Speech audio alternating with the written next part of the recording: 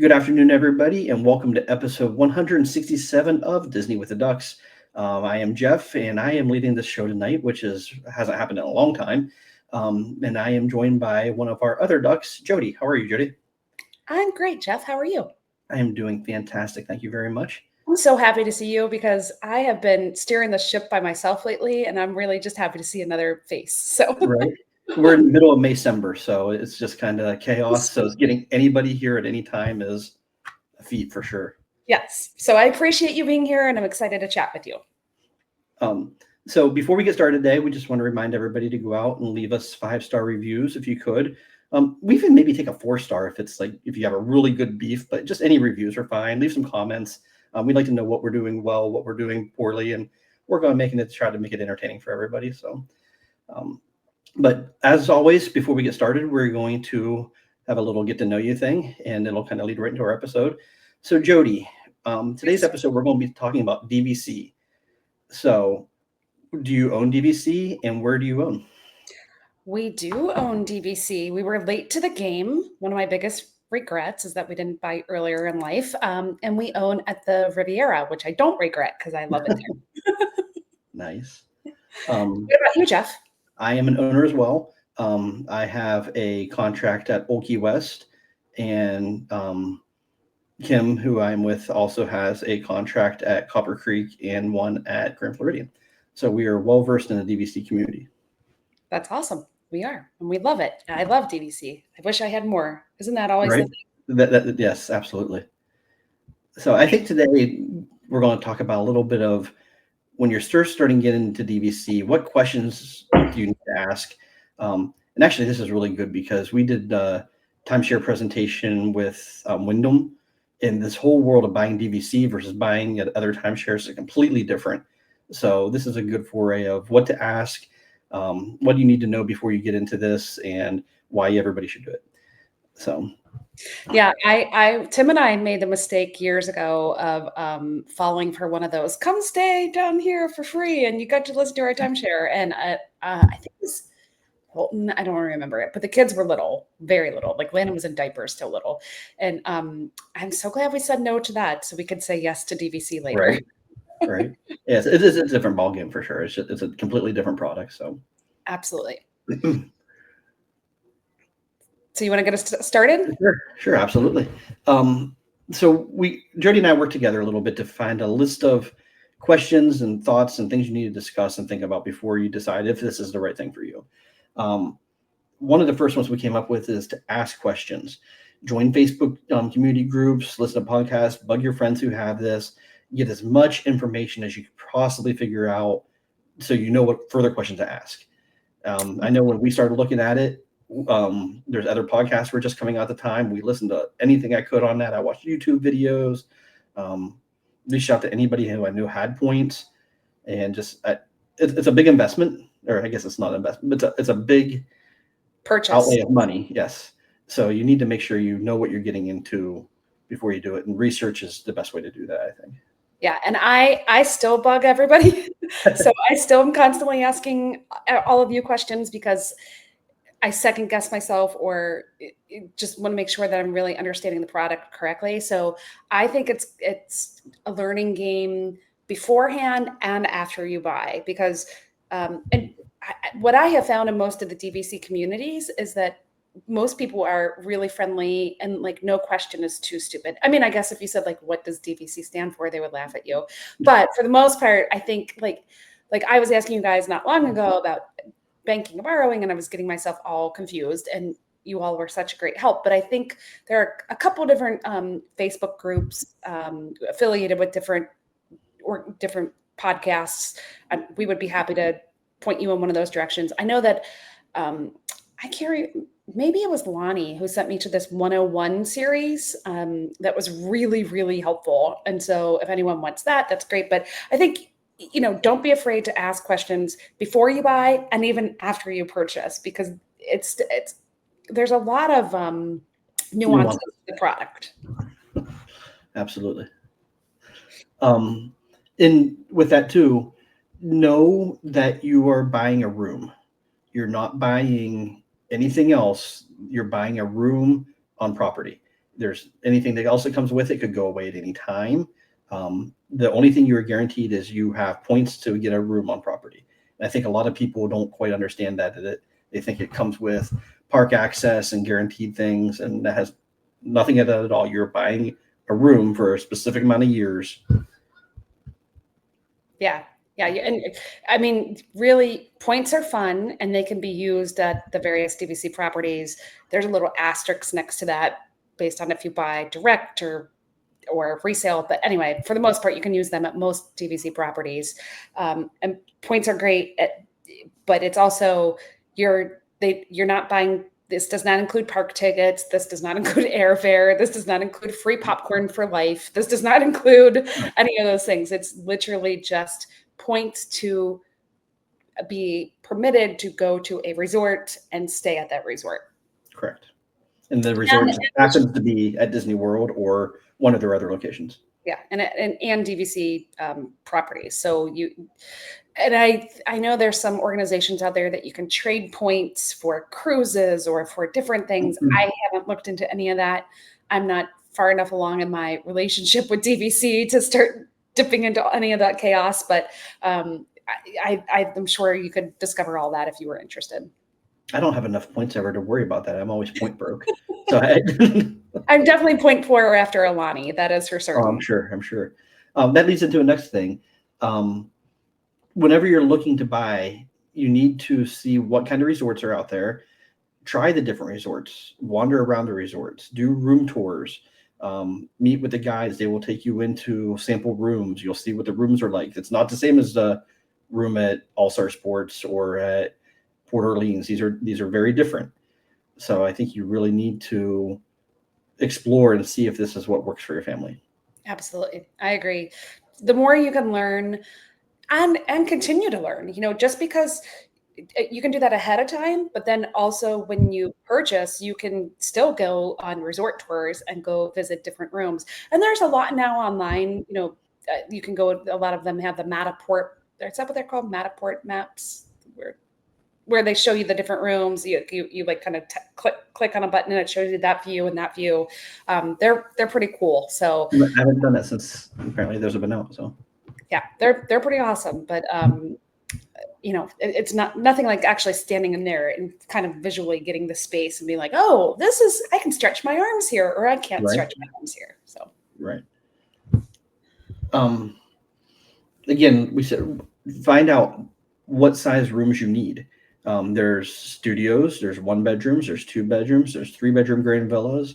Not all of them hold the same amount of people. So depending on your family size, you're going to want to check that out. So certain resorts a studio might have 4, certain resorts, a studio might hold 5. So depending on where you're going and what you want to do, that's really going to determine how many points you need. Sometimes a 1-bedroom, I think, only holds 4.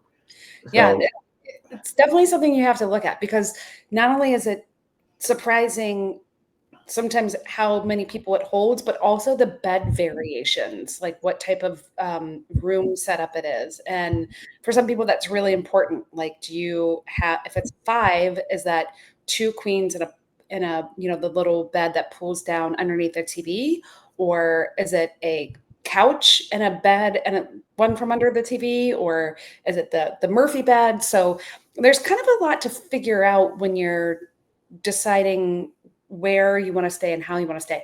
I went through a lot of trouble before we purchased, and I actually wrote down room size for each category. I stopped at the 2-bedroom. I didn't even look at grand villas because I want to pretend that those didn't exist in my mind, because I'm not going to be able to stay there unless someone gives me all their points, which, hello, I'm open to that. Right. So I actually looked at room sizes because I know that sounds ridiculous, but they vary. Like Old Key West, where you own, has some really, really large rooms. Yes. And then there's some other studios that are fairly tiny, or may say they have a lot of square feet, but maybe like the little, like, for example, I think Bay Lake Tower is pretty tiny, like, because they have that kitchenette that takes up, like the galley kitchenette that takes up a lot of space. So just something to look at. Right. Next thing is play around with the DVC website.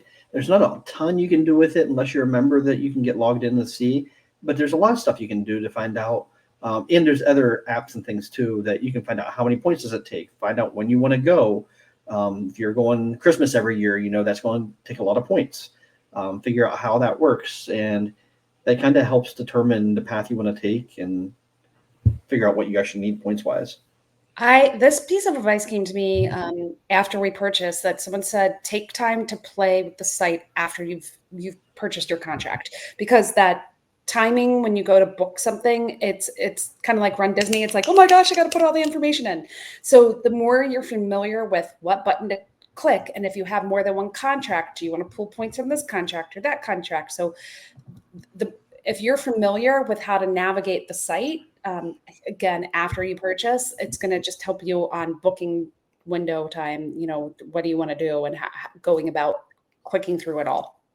You mentioned pulling points from one contract or another. That takes you into another point here is understanding when you can book, knowing that you have a home resort, so you can book that in 11 months. You have any access to the other resorts, depending on how you do it, or at 7 months. So there's a big thing you'll find out. One of the first things everybody says when you talk DVC is buy where you want to stay. So because you have that priority of booking windows. And then if you own multiple resorts, it's really nice because you have multiple booking windows, but you can't combine your points until that 7 month mark. So you kind of got to be careful with that too. Yeah. We have 2 contracts, but they're for the exact amount of points at the exact resort with the exact use year. So it's not too bad for us, but for other people managing that all, that's kind of problematic. So yeah, at one time I had Copper Creek and Old Key West under me personally, and they were on 2 different use years. And I know everybody says don't do that. I understand why. We were able to manage it fine, but I very much understand why you don't want to do that, especially now seeing that Kim has multiple contracts under the same use year and how really simple it is to combine points and book and do what you're doing. It's a lot easier that way than it was. Yeah. Too. Yeah. One of the tips that I have, let's say you do go down this path and you decide to purchase. Our guide very specifically told us to call in your first stay as opposed to trying to book it online. So I just said spend time online and mess with all the systems and try to figure it all out. However, your very first day, you should definitely call and tell them it's your first day. They'll be able to see that. And it's called a welcome home stay. I have heard on other DVC podcasts that sometimes if there technically is no availability for your welcome home stay, they magically find it. Now, I don't know that they're going to find like a grand villa the week of Christmas, but right. I think if it's something reasonable, that typically they can work something out for you there. So I called to book our stay for our welcome home stay. I'm not sure that it was necessary, but I did just to let them know. So definitely do that. And again, that's only for your very first stay. So after you purchase your very first time. And those are direct points. So your welcome home stays are not used for resale, which is another point, is to make sure you know the difference between direct sale contracts and resale contracts. You can buy things directly through Disney, or you can buy them from brokers and other outside resources as well. And there's advantages and disadvantages to both of those. So as you're starting to look at this, you need to make sure that you understand the benefits, the pros and cons of each, and figure out what's right for you there too. Yeah, absolutely. You said you call your guide about the welcome home stay. Work with a guide. Find a guide that's good for you and stay in touch with them. They're a great source of information. So that's definitely somebody that you want to have on your speed dial on your phone. I know Emil is taken very good care of me over the years, and Jodie as well. So absolutely. Yeah. We have the same guide. So and I like that. One of the other things that I would say, if let's say you have purchased DVC and you're new to this. One of the things that I would encourage you to do is not be afraid to try different resorts. So points are fun and they're fun to use. And I think sometimes people think, oh, I bought at Animal Kingdom Lodge, or I bought at Old Key West, or I bought at Saratoga Springs. I can only stay there. And now again, resale points are a little bit different on where you can stay with some of the newer properties. But one of the things that we've really had a lot of fun with is checking out all the different resorts. So since we've had points, we have stayed at Grand Floridian. We have obviously stayed at the Riviera, which we love. And we stayed at Alani, which clearly is far away and not right down the road. Before we owned, and we stayed at Old Key West. I forgot, for one of the races. So, and Bay Lake Tower one night. Okay. All the places that we did stay at Saratoga Springs too, but we've rented points. We did not, that's not after we owned, but we're really excited to try all these different properties because the point values are so different at each property.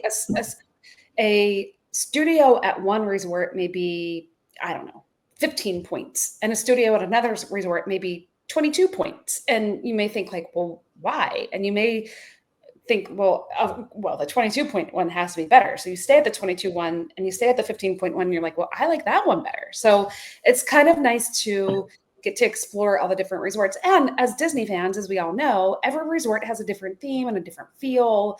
They all have some really cool different things that are unique to that property. So absolutely, if you can, check them out. And that's when I think using that point chart is so incredibly important, because you may have your eye at staying at the Polynesian, but then you look at the point chart and realize, well, no, I can't do a bungalow at the Polynesian ever. So, it's gonna, or maybe for a fourth of a night, I don't know. Can they let me just stay for 4 hours from 4 p.m. till 8 p.m.? Could I just stay that time?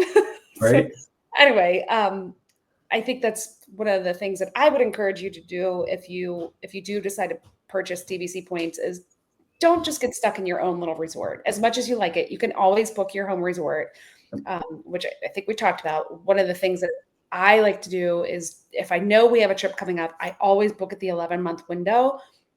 And then I go and look again at the 7-month window to see if anything else is available that maybe we want to try something different.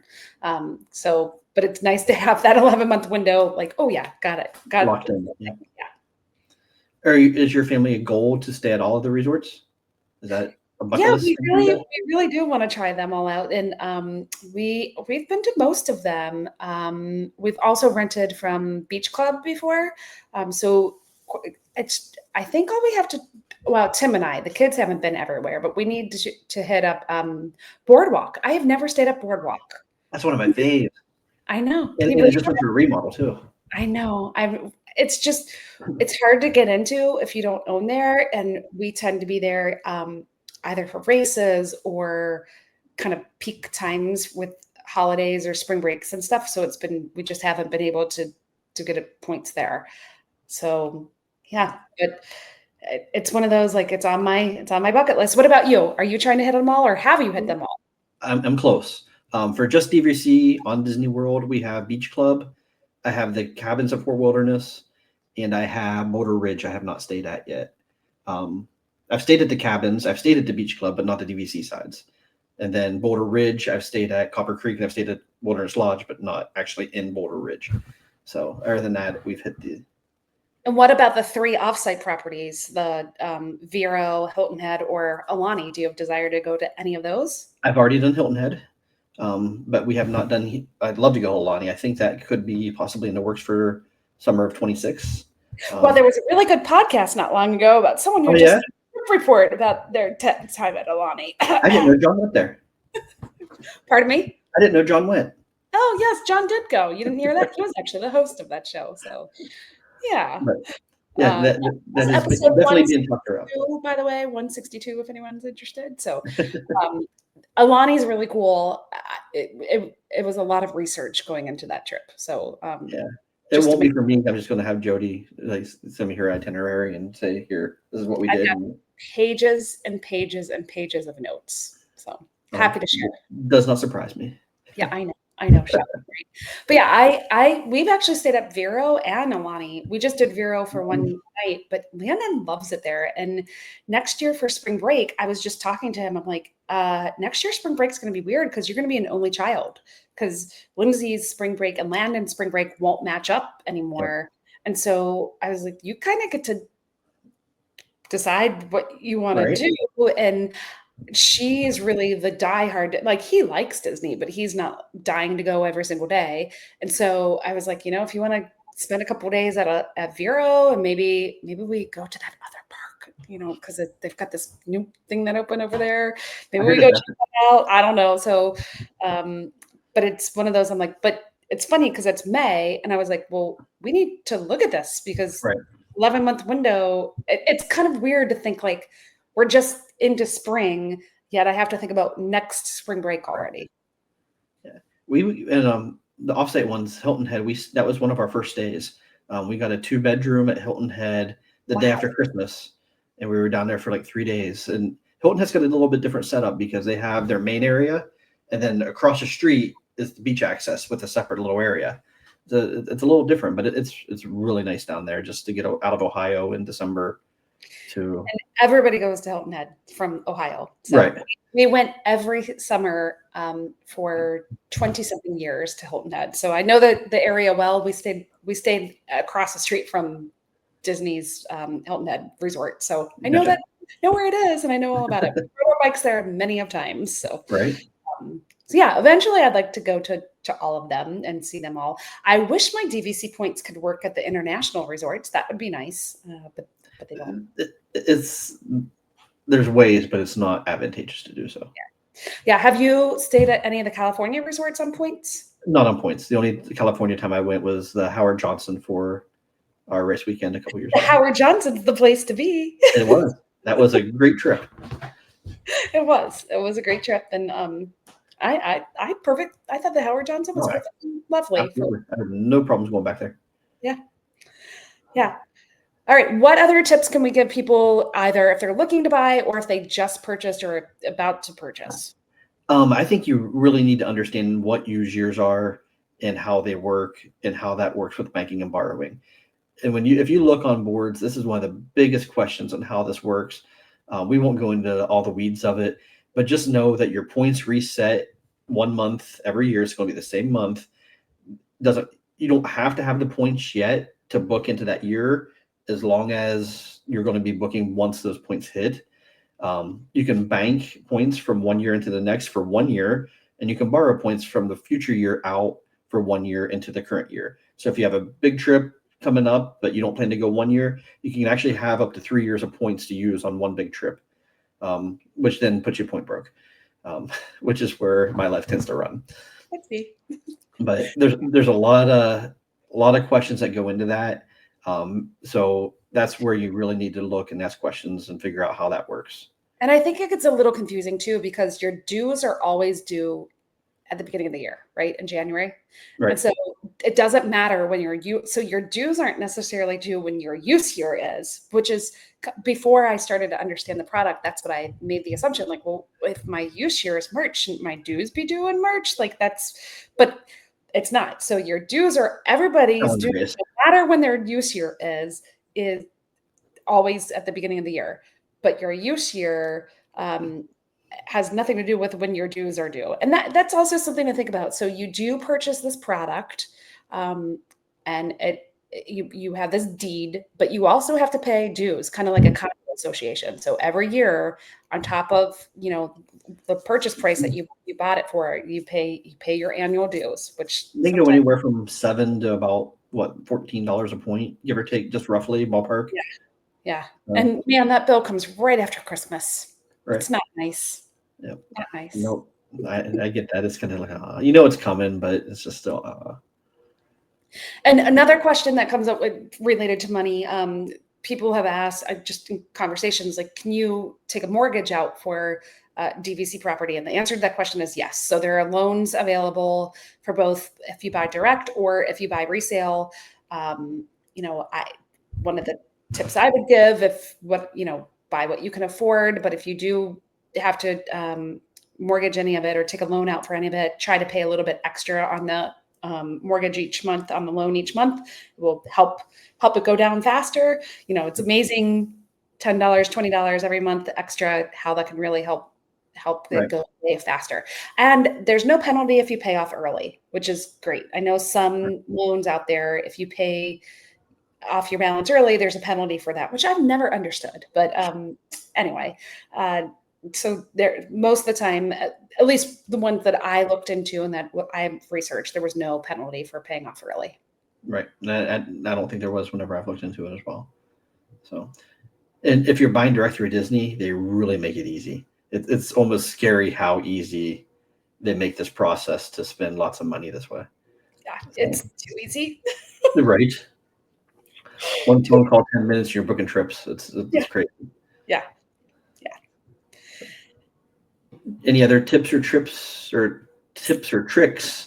that you can think of for first timers or people? I think you actually are right, because tips or trips. I mean, that's the thing. Right. Learn all the tips so you can go on the trips. Because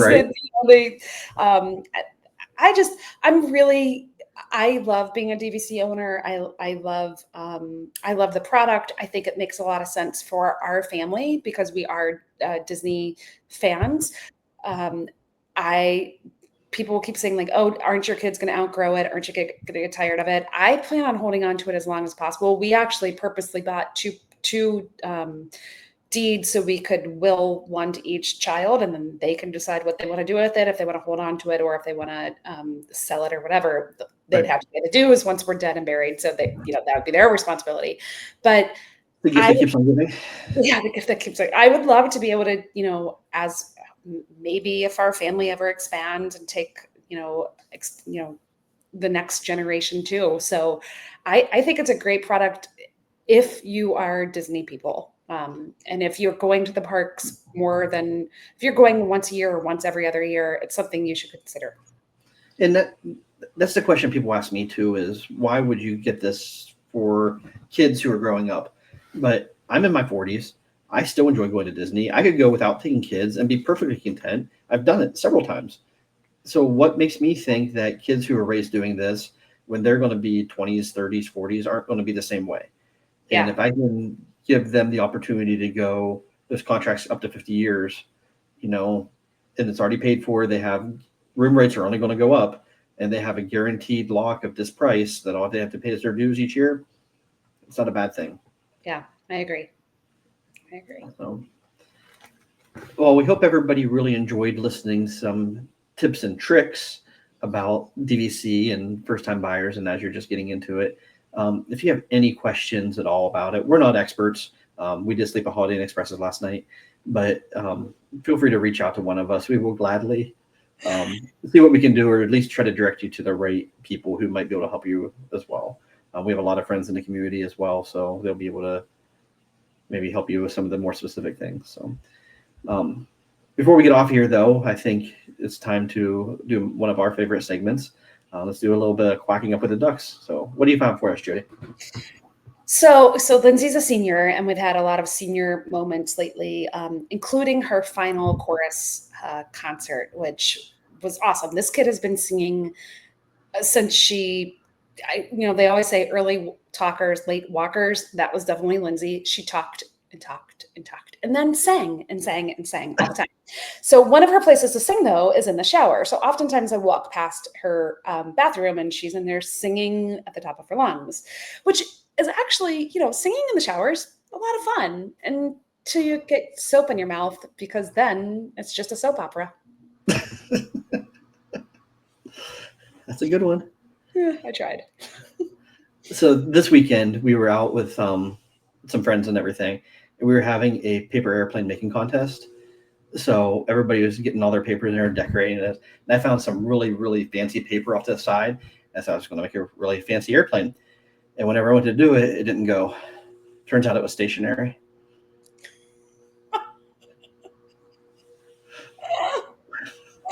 Oh, that's a good one. I see why you wanted to do it. But holding that one. You're waiting. You're like, it was right there. That's a good one.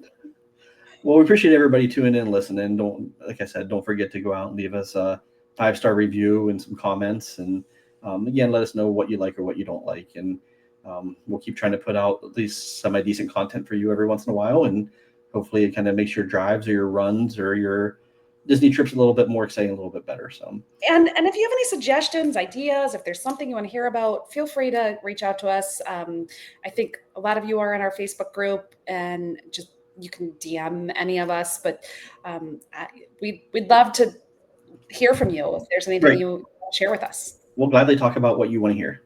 Yeah. So, but all right. Well, on behalf of all the other ducks who couldn't make it on today, Jodie, thank you and have a great day. Thank you, everybody.